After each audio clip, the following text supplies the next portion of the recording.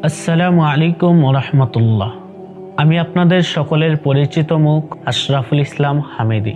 আমি আজকে যে বিষয়টি নিয়ে কথা বলবো সেই বিষয়টি হচ্ছে আল্লাহ ওয়ালা হওয়ার কিছু গুণাবলী। আমরা সর্বপ্রথম জেনে নিই যে আল্লাহ ওয়ালা অর্থ কি। আল্লাহ ওয়ালা অর্থ হচ্ছে আল্লাহর বন্ধু।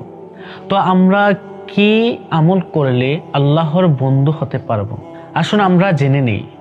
নাম্বার 1 হচ্ছে তাহাজ্জুদের নামাজ পড়া। আপনাকে বেশি বেশি তাহাজ্জুদের নামাজ পড়তে হবে। নাম্বার 2, কোরআন তেলাওয়াত করা। আমরা যদি আল্লাহর বন্ধু হতে চাই তাহলে বেশি বেশি কোরআন তেলাওয়াত করতে হবে।